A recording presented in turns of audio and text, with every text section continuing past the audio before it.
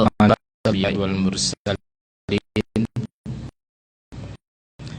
wa ala alihi wa sahbihi. Subhanaka ma 'allamtana innaka antal hakim.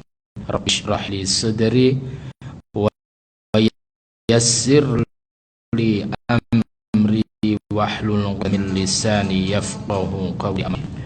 Jamaah sekalian, rahimani wa rahimakumullah. Alhamdulillah, pada malam hari ini beri Allah kesehatan, kekuatan, kesempatan untuk menjalankan rangkaian ibadah salat maghrib dilanjut dengan thalabul ilm.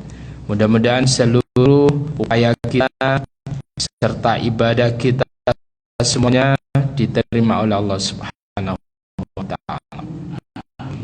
Salawat serta salam senantiasa tercurahkan pada baginda Muhammad sallallahu alaihi wasallam, keluarganya, para sahabatnya, dan kita selaku umatnya.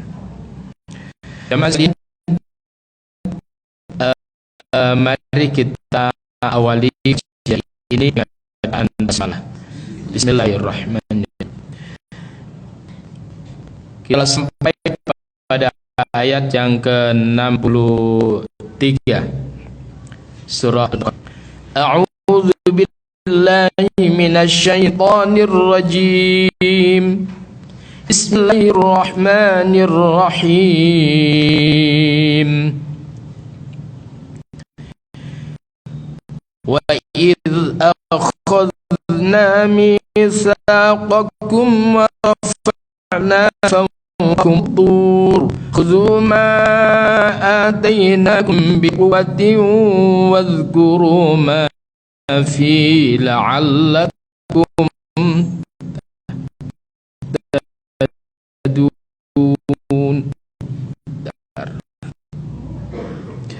Wadhkuru ma fi la'allakum.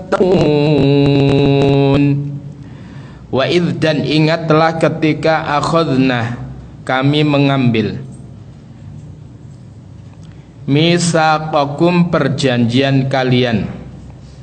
Dan ingatlah ketika kami mengambil mitsaqakum, perjanjian kalian. Dalam arti perjanjian ini adalah perjanjian di dalam mengamalkan isi Taurat. Jadi mereka Bani Israel itu adalah berjanji untuk mengamalkan apa yang ada di dalam Taurat itu. Lalu kemudian dalam pengambilan perjanjian itu warafa'na, kami angkat, kami tinggikan, fauqakum, di atas kalian, at-tur, gunung Tur. Jadi gunung Tur Sinai itu diangkat oleh Allah, dijebol, lalu kemudian diletakkan di atas kepala mereka, agar supaya mereka serius, sungguh-sungguh di dalam perjanjian tersebut itu, MOU, di hadapan Allah Subhanahu wa ta'ala. Lalu kemudian setelah gunung itu diangkat, maka kemudian Allah katakan khudzu ma atainakum, khudzu, berpeganglah kalian, ma atainakum, apa-apa yang telah kami berikan kepada kalian, yakni Taurat, biquwwatin, dengan kuat, dengan sungguh-sungguh, jangan main-main. Wadhkuru ma fihi, wadhkuru, dan ingatlah, ma fihi, apa-apa yang ada di dalamnya, la'allakum, agar supaya kalian tattaqun, kalian bertakwa kepada Allah Subhanahu wa ta'ala. Para jamaah sekalian, rahimani wa rahimakumullah. Jadi setelah Allah Subhanahu wa ta'ala yaitu memanggil Nabiullah Musa alaihissalatu wassalam untuk menghadap Allah selama 30 hari, lalu kemudian disempurnakan lagi 10 hari lagi, sehingga kemudian menjadi 40 hari untuk menerima Taurat. Setelah Taurat tersebut itu diterima oleh Nabi Musa, maka kemudian Bani Israel diminta keseriusannya untuk berpegang teguh terhadap apa yang ada di dalam Taurat itu. Maka kemudian diambil sumpahnya oleh Allah dengan cara Allah tersebut itu mengangkat, menjebol gunung Tur Sina itu, seolah-olah gunung Tur Sina tersebut itu kayak naungan, kayak awan gitu itu. Ya, jadi dijebol tenan itu. Lalu kemudian apa? Ini bukan karena Allah itu marah, bukan. Allah ingin supaya mereka serius. Allah ingin menunjukkan perhatiannya kepada Bani Israel supaya mereka senantiasa dalam rahmat Allah Subhanahu wa taala. Sehingga kemudian supaya mereka serius itu, Allah tersebut itu angkat gunung Tur Sina, dan mereka yakin bahwa kalau mereka main-main, gunung itu akan dibelekne, gunung itu akan dijatuhkan ya ke kepala mereka tersebut itu. Tetapi kemudian apa? Ketika Allah katakan khudzu ma atainakum, berpeganglah kalian pada apa yang kami datangkan kepada kalian, yaitu Taurat, dengan kuat, dengan serius, dengan sungguh-sungguh, dan ingatlah kalian pelajaran apa yang ada di dalamnya, supaya kalian tersebut menjadi orang yang bertakwa, supaya kalian itu terjaga dari neraka. Para jamaah sekalian rahimani wa rahimakumullah, ternyata di ayat berikutnya Allah katakan summa tawallaitum. Kala itu mereka tersebut itu melakukannya. Mereka menyatakan kesediaannya untuk berpegang teguh kepada Taurat, tetapi hanya sebatas di lisan mereka.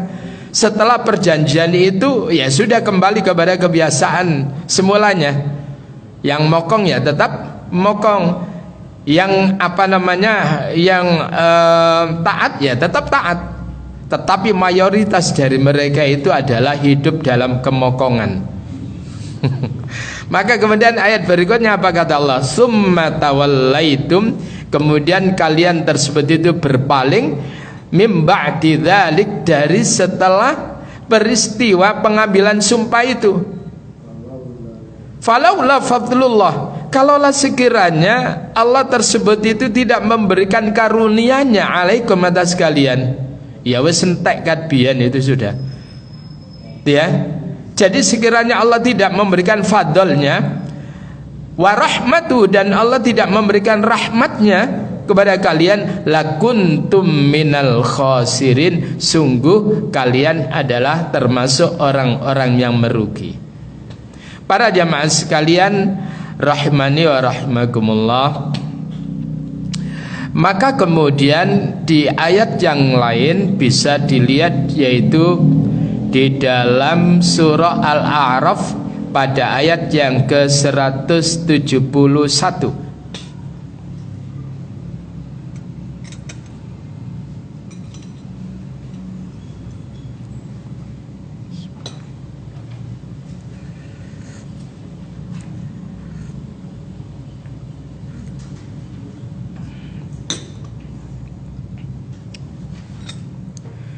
Sana Allah berfirman 171 surah Al-A'raf. A'udzu billahi minasy syaithanir rajim. Wa idh nataqnal jabala fawqahum ka'annahu dhullatun wa dhannu annahu waqi'un bihim khudhu ma atainakum biquwwatin wadhkuru ma fihi la'allakum tattaqun. Sama, cuman di ayat ini menggunakan nataqona. Kalau ayat yang tadi itu adalah yarfa wa idh kalimatnya wa idh akhadna mitsaqakum marafa'na, kalimatnya rafa'na. Pada ayat ini wa idh nataqna, dan ingatlah ketika kami menjebol al-jabala, gunung tersebut itu, fauqahum, diletakkan di atas mereka. Ka'annahu dhullah, seolah-olah gunung tersebut itu adalah dhullah, seperti naungan. Jadi kayak payung itu, wireng itu. Lalu kemudian apa? Wa dhannu, dan mereka tersebut itu menyangka dengan kuat, ya, annahu waqi'un bihim, bahwasanya gunung itu akan jatuh menimpa kepada mereka kalau mereka main-main. Maka pada saat peristiwa ini mereka kayak serius. Jadi mereka kayak serius itu, ya. Akhirnya kemudian apa? Allah katakan pada mereka, khudzu ma atainakum, ambillah atau berpeganglah terhadap apa yang kami berikan kepada kalian, yaitu Taurat, biquwatin, dengan kuat, wadhkuru ma fihi la'allakum tattaqun, dan ingatlah apa-apa yang ada di dalamnya agar supaya kalian bertakwa.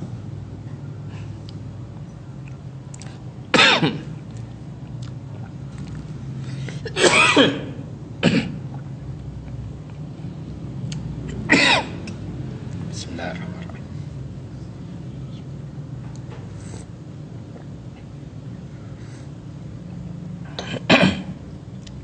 Maaf. Ya. Jadi kembali lagi, mereka tidak sadar betapa Allah itu mengetahui apa yang ada dalam hatinya. Mana di antara mereka yang yang serius ketika pengambilan perjanjian itu? Mana di antara mereka yang main-main? Allah itu sebetulnya tahu. Dan terbukti kemudian ketika perjanjian itu selesai, maka kemudian sebagian besar daripada mereka Bani Israel itu berpaling. Mereka kemudian tidak mau lagi mengamalkan apa yang ada di dalam Taurat itu. Bahkan nanti mereka kemudian di perjalanan berikutnya mereka melakukan kepalsuan, memalsu, melakukan tahrif, perubahan-perubahan terhadap Taurat. Sepeninggal Nabiullah Musa alaihissalatu wassalam, ya, maka kemudian Taurat tersebut itu dirubah. Siapa yang merubah itu adalah mulailah di zaman setelah Nabi Daud, Nabi Sulaiman. Setelah itu kemudian banyak di antara orang-orang Yahudi yang melakukan pemalsuan itu. Para jamaah sekalian rahimani wa rahimakumullah.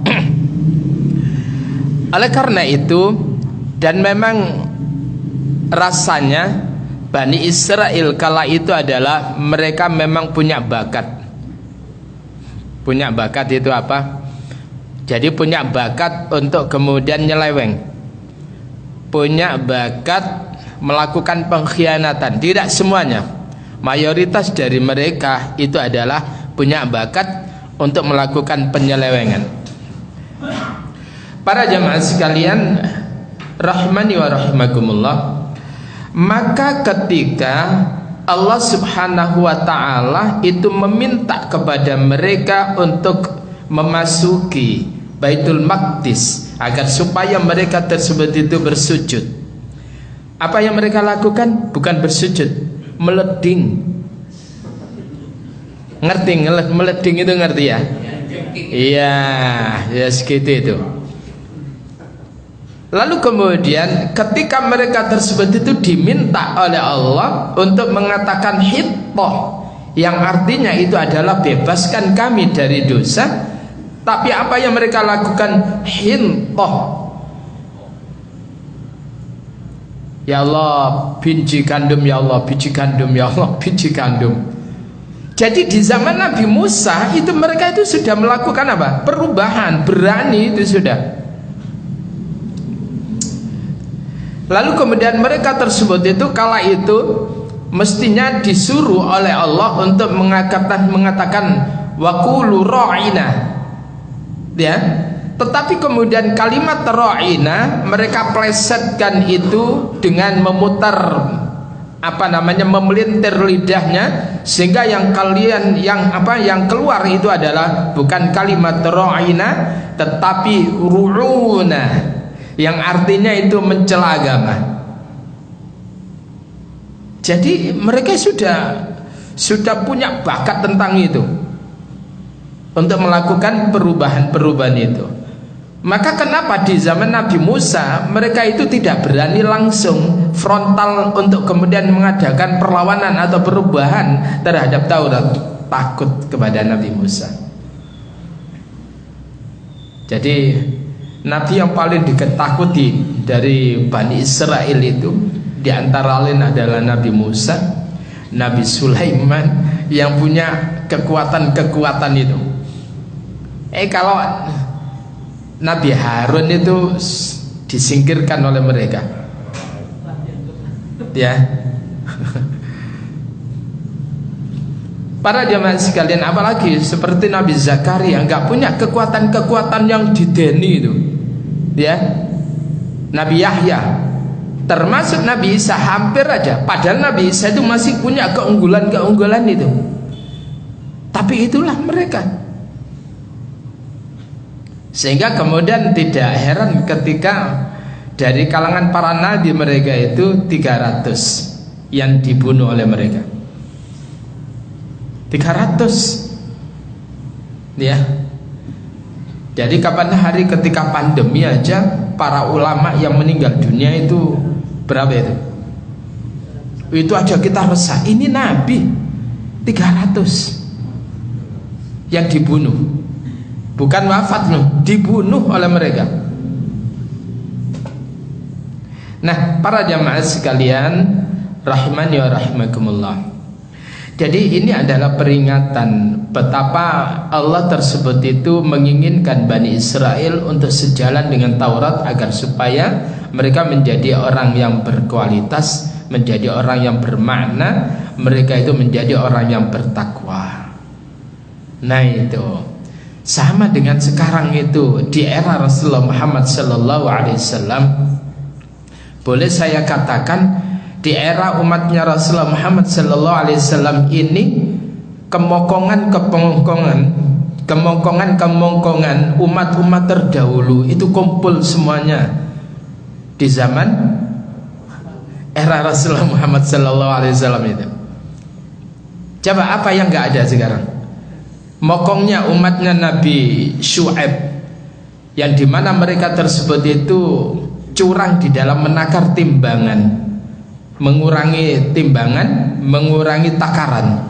Sekarang sama, bah mari sholat dodolan ya isih. Nah. Lalu kemudian kemokongan zamannya Nabi Lut, mereka melakukan penyimpangan seksual. Saat ini bahkan ada kemudian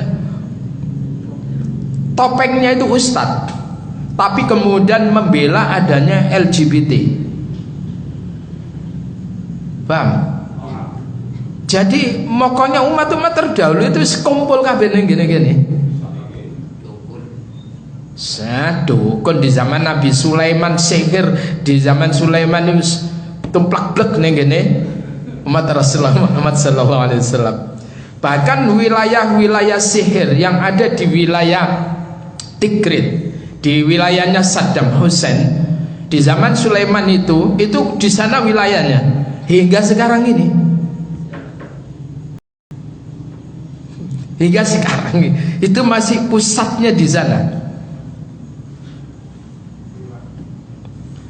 Jadi para jamaah sekalian, rahimani wa rahimakumullah, Allah sekarang menurunkan Al-Quran pada Rasulullah Muhammad SAW kepada umatnya ini. Maka hendaklah kita tersebut itu berpegang teguh dengan Al-Quran. Kita seringkali itu kemudian diajari oleh Nabi untuk kemudian mengucapkan sebuah ikrar, raditu billahi rabbah wa bil islami dina wa bi Muhammadin nabiyya wa rasulah. Raditu billahi rabba, aku ridha ya Allah sebagai Rabb, sebagai Tuhanku, wa bil islami dina, dan Islam sebagai agamaku, wa bi Muhammadin nabiyya wa rasulah, dan Nabi Muhammad itu sebagai nabi dan rasul. Tetapi kemudian apa? Al-Quran sekarang ini mulai diserang, mulai kemudian digiring opini orang tersebut itu diajak untuk benci Arab dulu. Paham ya? Lalu kemudian kalau sudah benci Arab itu benci orang Arab, lalu kemudian benci kepada bahasa Arab. Maka apa yang terjadi ketika Anies Baswedan itu mengakadkan putrinya? Maka orang yang kemudian mencoba ingin menghancurkan Islam, menggiring opini, katanya orang Jogja. Lah kok tidak kembali kepada budaya Jogjanya? Kenapa harus berbahasa Arab? Kenapa tidak bahasa Jawa? Itu canggih itu. Ini layak jadi presiden itu. Mestinya gitu, kalimatnya tegas, bagus. Pak ewe-ewe. Itu ya. Zawwajtuka wa ankahtuka. Wes itu luar biasa itu. Dan ternyata gak ada latihan, gak ada proses latihan sebelumnya. Biasanya kan latihan dulu.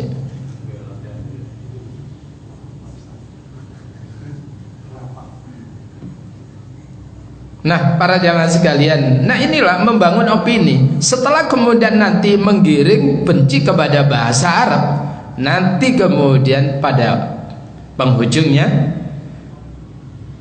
Al-Quran hendaklah itu dihapus bahasa Arabnya, tinggal terjemahnya. Itulah dulu yang pernah terjadi di Turki di masa Mustafa Kemal Atatürk.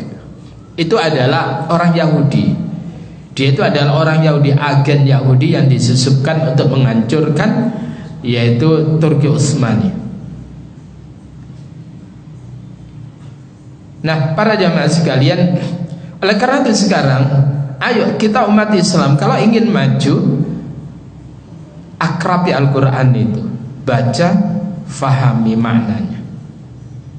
Kita nanti akan diajarkan oleh Allah dengan bagaimana komunikasi yang cerdas, bagaimana berpikir yang kritis. Itu dalam Al-Quran kita diajarkan. Sentuhan-sentuhan kekritisan itu luar biasa dalam Al-Quran itu. Maka ketika Nabiullah Ibrahim alaihissalatu wassalam, ini contoh, ketika Nabi Ibrahim itu berdebat dengan Namrud soal Allah, ya, dan itu bisa kita lihat yaitu pada pada ayat yang ke 258 itu surah Al-Baqarah.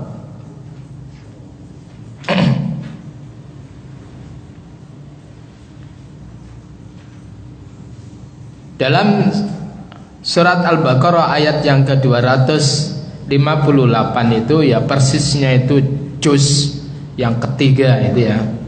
Nah, jadi setelah ayat kursi, apa kata Allah? Alam tara ilal ladzi hajja Ibrahim fi rabbi.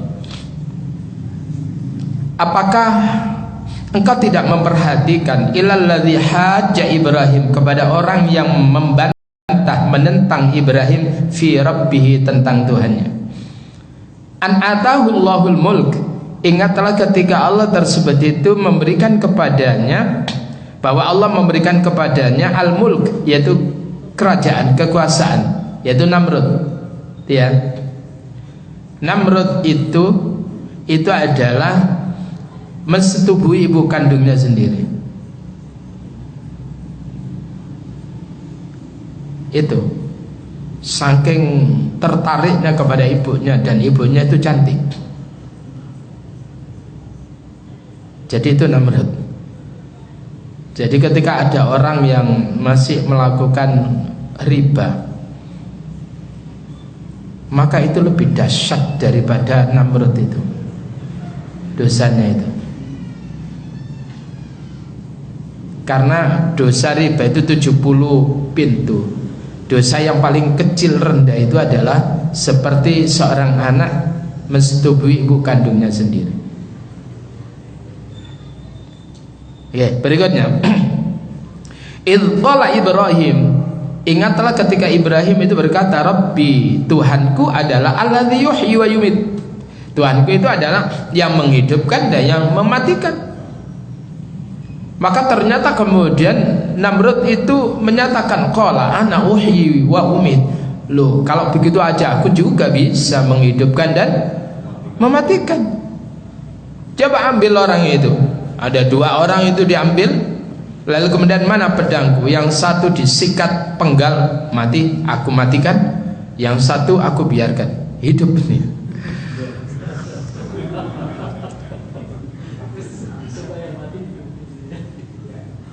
Panjane wis urip. Tapi dia menyatakan ya memang penguasa, logikanya itu nggak jalan terkadang itu. Dia itu bukan mematikan, tetapi dia membunuh. Allah itu di dalam mematikan hambanya tanpa ada apa?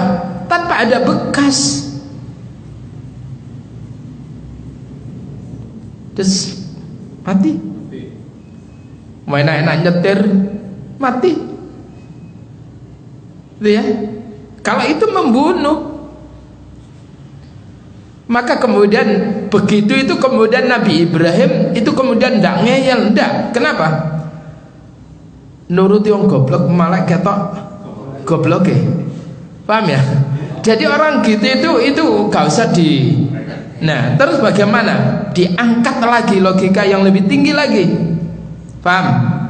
Apa kata Nabi Ibrahim? Ya wis sakarepmu. Qala Ibrahim, berkatalah Ibrahim, fa innallaha ya'ti bisyamsi minal masyriq. Allah itu, Tuhanku itu adalah yang mendatangkan matahari dari timur. Saiki tugasmu fa'ti biha minal maghrib, datangkan dengan membawa matahari dari barat. Fahamin. Ini bagaimana kita diajarkan bermain logika yang luar biasa. Ya wis sakarepmu, gak usah nuruti tadi itu. Sana itu mengandalkan okol, bukan akal.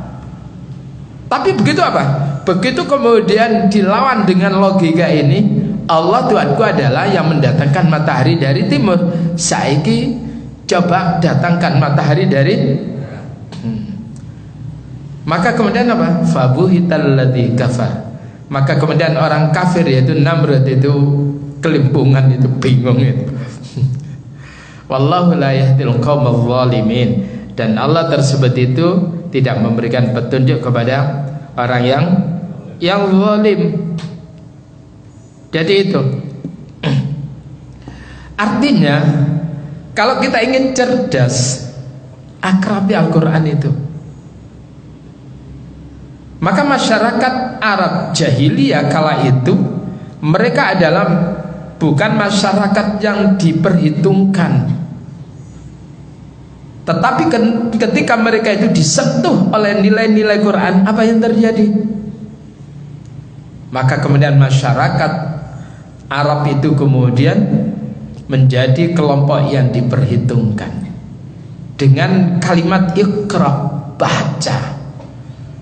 Budaya baca, ketika terjadi budaya baca yang tinggi kepada umat Islam, bukan budaya WA, tapi budaya baca, literasi, ketika itu kemudian sudah menancap kepada masing-masing umat Islam, seneng moco, neng diwai moco, ya. Buku-buku yang bermanfaat silakan, buku sejarah silakan, apa saja itu. Ketika umat Islam itu dekat dengan Al-Quran, suka membaca, maka kemudian allamal insana malam ya'lam. Allah akan ajarkan kepada manusia apa-apa yang tadinya ia tidak tahu menjadi tahu. Sehingga saat itulah kemudian umat Islam dengan ikra, apa yang diajarkan oleh Rasulullah Sallallahu Alaihi Wasallam itu kemudian mereka aplikasikan dalam kehidupan, maka kemudian mereka menjadi umat yang diperhitungkan. Persia gelundung, Romawi perk. Itu. Nah, para jamaah sekalian rahimani wa rahimakumullah, ada begitu banyak logika-logika berpikir dalam Al-Quran itu yang mengajarkan kepada kita untuk berpikir lebih cerdas. Nah, kembali kepada ayat tadi, begitulah orang-orang Bani Israel sama orang Islam sekarang. Coba ketika kemudian mereka itu dibaiat, bukan dibaiat, ketika mereka tersebut itu disumpah jabatan. Sumpah jabatannya dengan apa itu? Al-Quran. Al-Quran. Bismillahirrahmanirrahim. Ya wes, itu gak ada sebetulnya dalam Islam. Kalau yang orang Nasrani itu ya, itu adalah dengan Injilnya. Lalu kemudian pendetanya begini. Tetapi apa yang terjadi? Gak ngefek gitu. Ya. Baru kemudian nanti akan berefek ketika kemudian pernyataan sumpahnya itu dirubah.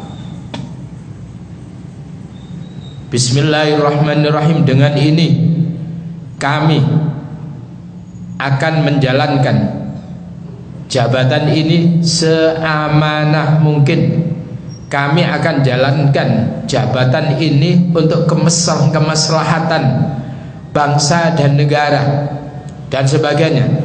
Bila mana kami melakukan pelanggaran atau melakukan tindakan korupsi, maka mudah-mudahan azab Allah. Gitu mestinya. Ya, mudah-mudahan azab Allah itu akan menimpa kepada kami, keluarga kami. Wis ngono aja nih. Kalimat gitu mestinya. Bukan Quran gini enggak ngefek. Paham ya? Saya yang paling gedem-gedem itu apa? Yang tadinya ketika dia tersebut melakukan pelanggaran tidak pernah berkerudung, begitu kemudian menjadi pesakitan di pengadilan, kongkon kudungan. Coba bayangkan, ini sebetulnya itu adalah pelecehan kepada Islam. Sing lanang ya kongkon kopian baju koko. Siapa yang ngatur gitu itu kalau bukan mereka itu? Ya, ya Allah. Terkadang ya itulah mayoritas umat Islam. Tetapi banyaknya umat Islam itu bagaikan buih di lautan. Ini yang terjadi. Kenapa? Karena umat Islam jauh dari Al-Quran. Tidak menentukan umat Islam, tapi sekarang itu ditentukan. Coba umat Islam kalau cerdas itu akan bisa menentukan arah berikutnya itu. Satu contoh Jakarta itu aja. Udah, orangnya cerdas, tahu apa yang dia lakukan itu menentukan segalanya. Itu satu orang. Coba bayangkan kalau kemudian pemimpin umat Islam itu begitu semuanya, rakyatnya model begitu semuanya. Wow, luar biasa. Islam itu akan kemudian menjadi barometer Islam dunia itu Indonesia, manakala umat Islamnya model demikian. Sekarang juga lumayan tahfidz di mana-mana, tetapi yang belum terbangun itu bagaimana tahfidz itu adalah kayak tahfidznya Ustadz Adi Hidayat. Mereka tahu apa yang ada di dalam ayat Al-Quran itu, isinya tahu. Mudah-mudahan nanti ke sana arahnya, sehingga kemudian di tahun-tahun berikutnya, 10 tahun berikutnya, itu kemudian yang jadi presiden, yang jadi pimpinan negara itu adalah mereka, orang yang mampu menjadi imam dan kemudian mampu mengupas apa yang ada dalam Al-Quran itu nanti. Nah, para jamaah sekalian rahmani wa rahmakumullah. Lah terus ya apa cara nih? Mulai dari kita. Mulai dari kita membangunnya itu. Sebagaimana di Turki itu kemudian muncul tokoh-tokoh Erdogan, lalu kemudian sebelum Erdogan dulu itu siapa? Erbakan. Itu adalah Karena orang-orang terdahulu di zaman Mustafa Kemal Atatürk, tokoh-tokoh Islam kala itu adalah melakukan gerakan gerilya. Apa yang dilakukan itu? Mereka di rumah-rumah mereka itu menggunakan strategi. Rumah mereka itu ada ngerongnya, ada groundnya, ya ada bunkernya. Lalu kemudian di bunker ini, rumah ini mati lampunya, di bunker ini pun juga ada lampu, ya lampu kalau bahasa gini center atau oblek itu untuk ngajari Islam pada keluarganya masing-masing. Itu yang terjadi. Jadi masing-masing umat Islam itu mereka tidak melakukan perlawanan terdahulu. Kenapa? Karena penguasanya itu adalah rezim tangan besi. Mereka sabar mendidik anak-anak mereka. Lalu kemudian setelah itu kemudian anak-anak mereka sudah dewasa, dikawinkan dengan sesama Islam, membangun masyarakat yang Islami lagi. Terus begitu, muncullah Erbakan, muncullah kemudian Erdogan itu. Begitu kemudian era Erdogan, baru kemudian dikibarkan Islam itu. Begitu caranya, strategi itu adalah permainan cantik politik yang luar biasa. Nah, umat Islam ndak ini gini oma maca Qur'ane deladap tapi gak berupaya untuk kemudian bisa. Lalu kemudian lek maca deladap ya apa memahami itu. Dan ini yang harus dibenahi kalau ingin kemudian ke depan pemimpin kita itu hebat, ya dibenahi dari kita. Tidak usah yang lain, semuanya umat Islam. Kalau rumah per rumah umat Islam itu begitu luar biasa. Nah, jadi sekali lagi jangan kemudian kaget kalau sekiranya ada orang sekarang ini Islam tapi memusuhi Islam, sebagaimana dulu Bani Israel itu menyatakan keislamannya, menyatakan keimanannya kepada Musa, tetapi mereka itu adalah tidak mau dengan Tauratnya. Maka kemudian dikit-dikit Quran, apa yang terjadi? Mereka mengatakan umat Islam itu radikal. Paham ya? Udahlah, Nabi Ibrahim itu kalau andai kata di zaman Namrud itu ada kalimat radikal, itu Ibrahim itulah orang radikal itu.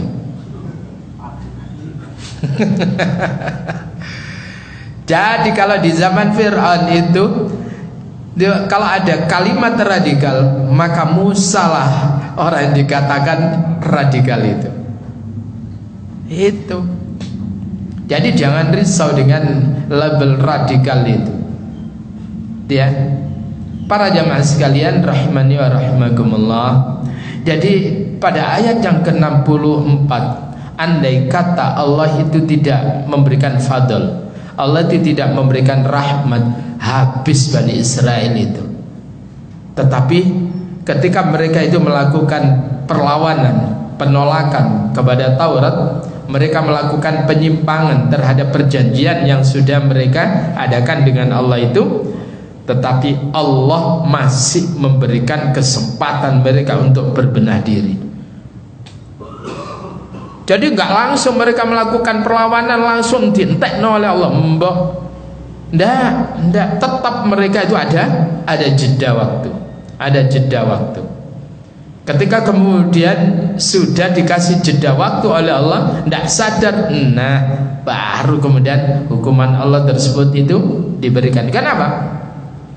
Kalau mereka tersebut itu ternyata mau beristighfar, maka kemudian Allah akan lepaskan hukuman pada mereka itu. Artinya apa? Allah kemudian tidak lagi menghukum mereka. Tapi ketika mereka tersebut itu tidak bertaubat, nah baru itu diberikan azab itu kepada mereka. Itu diterangkan oleh Allah di dalam surah Al-Anfal pada ayat yang ke-33. Wa ma kana Allahu liyu'adzibahum wa anta fihim wa ma kana Allahu mu'adzibahum wa hum yastaghfirun. Dia adalah Allah tersebut itu akan mengazab mereka kalau sekiranya engkau Muhammad itu masih ada di tengah-tengah mereka. Dan dia adalah Allah tersebut itu mengazab mereka suatu kaum itu wahum yastaghfirun, sedang mereka itu istighfar, mohon ampun kepada Allah. Yang ditunggu oleh Allah itu permohonan ampunan itu. Kalau mereka mohon ampun apapun dosanya, di dalam hadis qudsi itu dikatakan wala ubali, aku gak peduli. Ya, walau balaghat dzunubuhum ananas sama, walaupun dosa-dosa mereka itu telah sampai membumbung langit itu, gak peduli. Apabila mereka tersebut itu mohon ampun kepada aku akan ampuni. Gitu Allah. Dan ini berlaku kepada semuanya umat. Sekali lagi, berlaku kepada semuanya umat. Gitu ya. Jadi gak moro dientekno itu. Maka ketika Rasulullah sallallahu alaihi wasallam menerangkan bahwa tidaklah amal-amal seseorang itu memasukkan dia ke dalam surga, maka kemudian Rasul itu ditanya, ya Rasul, apakah juga amalan engkau itu tidak bisa memasukkan engkau ke dalam surga? Wala ana, ya, tidak pula aku. Illa ayyataghammadani Allahu birahmatin bifadlin wa rahmatin, kecuali Allah memberikan fadl kepadaku dan Allah memberikan rahmat kepadaku. Coba Bapak, kita mulai ibadah kepada Allah itu kapan? Yang serius. Mulai ibadah serius itu kapan? Dari ibadah yang serius itu, yang khusyuk sholatnya itu berapa? Berapa persen?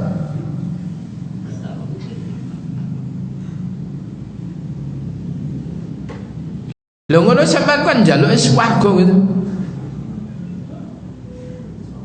Padahal kalau totalitas, andai kata kebaikan, satu kebaikan nilainya 1, dosa siji ya siji, kira-kira akeh sing mlebu swarga apa neraka? Minus. Paham ya? Tetapi dengan rahmatnya Allah menyatakan man jaa bil hasanati falahu asyru amsalihha. Siapa orang yang datang dengan satu kebaikan nilainya 10. Itu rahmat Allah untuk supaya terdongkrak kebaikan kita, tidak tertinggal dengan keburukan-keburukan kita. Bahkan sampai kemudian orang itu kalau melakukan kebaikan di bulan Ramadan ditingkatkan lagi oleh Allah kelipatannya. Itu kan apa? Rahmatnya. Kayak kalau lek-lekan gitu ya gak nuntut apa dewe. Paham ya? Jadi jangan kemudian rumangsa amalia kita yang banyak itu kemudian gara-gara amal kita masuk surga. Mbel.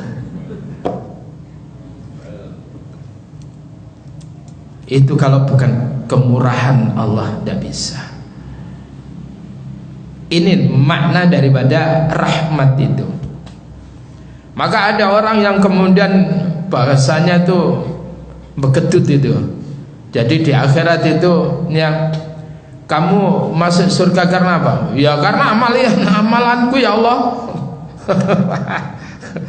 Enggak, kamu masuk surga karena rahmatku. Tidak, mau saya itu amalku banyak. Enggak, kamu masuk surga itu karena rahmatku. Enggak ya Allah. Kowe iku ngamal mulai kapan? Di total. Lek ngamal sakmono iku ya wis kowe mlebu surga maknyuk ngono ae. Kan itu toh? Mari pencetatan nang neraka itu. Coba amal segitu selama-lamanya kita dalam surga. Kalau itu bukan rahmat Allah, apalagi umatnya Rasulullah Muhammad. Umurnya cuma berapa? Katakan mulai balik itu usia 15 tahun. Lalu kemudian dari 15 tahun itu sampai usia 65 tahun usianya itu penuh dengan kebaikan. Mek pirang tahun beramal itu? Halo? Lalu kemudian mlebu nang gene swarga. Iku njaluk selamanya itu. Iku ketemu pirang perkara. Paham? Itu. Jadi orang itu masuk surga itu adalah karena fadl, keutamaan, karunia serta rahmat Allah Subhanahu wa taala. Nah, cuman bagaimana orang itu mendapatkan rahmat? Harus melakukan ketaatan kepada Allah dan Rasul-Nya. Jadi rahmat Allah itu bukan cek kosong, tetapi ada persyaratan-persyaratan yang menjadikan orang tersebut itu untuk mendapatkannya itu, yaitu dengan melakukan ketaatan kepada Allah, mengamalkan apa yang ada dalam Al-Quran. Maka pesan Allah kepada Bani Israel tadi itu, wadhkuru ma fihi la'allakum tattaqun. Ingatlah pesan-pesan apa yang ada di dalamnya, di dalam kitab Allah Taurat itu, agar supaya kalian bertakwa.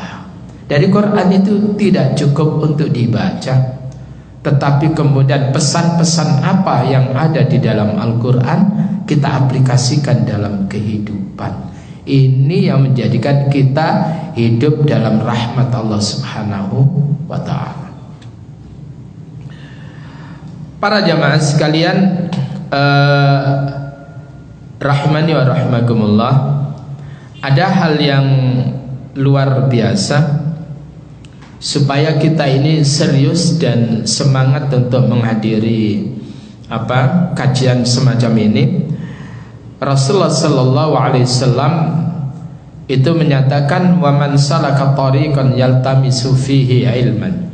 Siapa orang yang menempuh suatu jalan yang di dalamnya dia mengkaji ilmu, maka kemudian sahhalallahu lahu bihi tariqan ilal jannah, maka Allah akan berikan kemudahan orang itu jalan menuju surga. Wa majtama'a qaumun fi baitin min buyutillah, dan tiadalah berkumpul suatu kaum dari rumah di antara rumah-rumah Allah, masjid-masjid Allah itu, di mana yatluna kitab Allah, mereka berkumpul di masjid-masjid Allah itu, mereka membaca kitab Allah, wa yatadarasunahu, dan mereka menderes, mereka tersebut itu mengkaji ayat-ayat Allah, bainahum, di antara mereka, illa nazalat alaihimus sakinah, melainkan Allah akan menurunkan as-sakinah, ketenangan, kedamaian pada mereka itu. Lalu kemudian apa? Wa ghasyiyatuhumur rahmah, dan Allah akan meliputi mereka itu dengan rahmat, dengan kasih sayangnya. Lalu kemudian apa? Wa haffathumul malaikah, dan malaikat tersebut itu memberikan perlindungan kepada mereka, orang yang dalam majelis ilmu itu, yang di dalamnya mengkaji Al-Quran itu. Bahkan riwayat yang lain itu adalah para malaikat tersebut itu merendahkan sayapnya sebagai ungkapan apa? Ridon li talibil ilmi, sebagai bentuk ridhonya pada orang pencari ilmu. Dia. Lalu kemudian apa? Wa dzakarahumullahu fi man indah, dan Allah itu menyebut-nyebut makhluk-makhluk yang ada di sini, malaikat. Jadi bahasa sekarang, Allah itu men-sharekan nama kita di hadapan para malaikatnya. Iki lho, delok. Iki lho hambaku kumpul ning ngene masjid.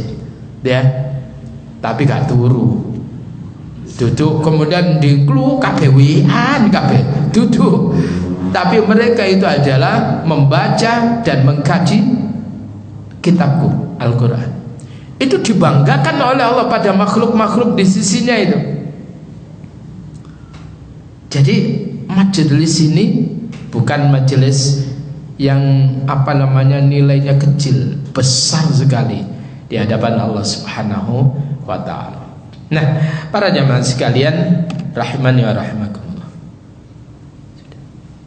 Nah, insyaallah di pertemuan yang akan datang kita akan mengkaji ayat bagaimana Bani Israel itu di antara mereka yang melakukan pelanggaran, mereka itu dijadikan oleh Allah tubuhnya menjadi kerah. Dan itu bukan 1-2 orang, bukan puluhan, bukan ratusan, tapi ribuan. Hanya bertahan hidup 3 hari, dan setelah itu dimusnahkan oleh Allah, dimatikan dalam kondisi su'ul khatimah itu. Bagaimana kisah selanjutnya nantikan di pertemuan yang akan datang. Dan mari kita akhiri dengan doa kafaratul majlis. Subhanakallahumma bihamdika asyhadu an la ilaha illa anta astaghfiruka wa atubu ilaik. Assalamualaikum.